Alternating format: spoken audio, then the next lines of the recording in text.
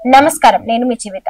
మెదక్ జిల్లా వ్యాప్తంగా తరగతుల పరీక్షలు ప్రారంభమయ్యాయి. ఈ పరీక్షలకు జిల్లా వ్యాప్తంగా 68 సెంటర్లు నియమించారు. జిల్లా వ్యాప్తంగా 10,380 మంది విద్యార్థులు ఈ పరీక్షకు హాజరై పరీక్షలు రాశారు.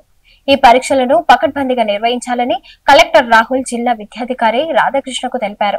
పోలీసుల సిబ్బందిని కూడా నియమించి ఎటువంటి సంఘటనలు జరగకుండా 144 సెక్షన్ చేపట్టాలని తెలిపారు. ఈ నేపథ్యంలో విద్యార్థులకు అన్ని సౌకర్యాలు కల్పించాలని, ఫ్యాన్స్, మినరల్ వాటర్ అందుబాటులో ఉంచాలని, వైద్య అధికారులను కూడా సెంటర్ వద్ద నియమించాలని అన్నారు. మొదటి రోజు ప్రశాంతంగా పరీక్షలు జరిగాయని విద్యాధికారి రాధాకృష్ణ తెలిపారు.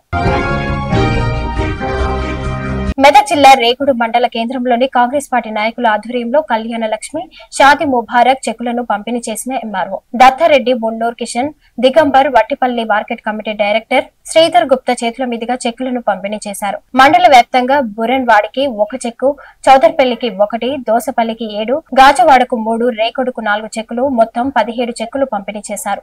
ఈ కార్యక్రమంలో లబ్ధిదారులు కాంగ్రెస్ నాయకుల చేతుల మీదుగా చెక్కులను పంపిణీ చేశారు. ఈ కార్యక్రమంలో కో ఆప్షన్ నెంబర్ చోటుబాయ్, మాజీ సర్పంచ్ కుమ్మరి నారాయణ, యూత్ కాంగ్రెస్ నాయకులు శ్రీనివాస్ రెడ్డి, ఫజల్ తదితరులు పాల్గొన్నారు. నాగర్ కర్నూల్ జిల్లా కల్వకుర్తిలోని వివిధ మండలాలతో పాటు స్థానికంగా పలు చోరీలకు పాల్పడిన నిందితుడిని రిమాండ్ చేసినట్లు డీఎస్పీ వెంకటేశ్వర్లు తెలిపారు. నియోజకవర్గంలో దొంగతనాలు పెరిగిపోవడంతో జిల్లా పోలీసు అధికారి ఆదేశాల అనుసారం పాలమూరు చివరస్తలో ప్రత్యేక వాహన తనిఖీలు నిర్వహించారు. ఈ తనిఖీల్లో పోలీసులను చూసి నిందితుడు పారిపోవడానికి ప్రయత్నించగా పోలీసులు చాకచక్యంగా పట్టుకుని రిమాండ్ కు తరలించారు. Thanks for watching.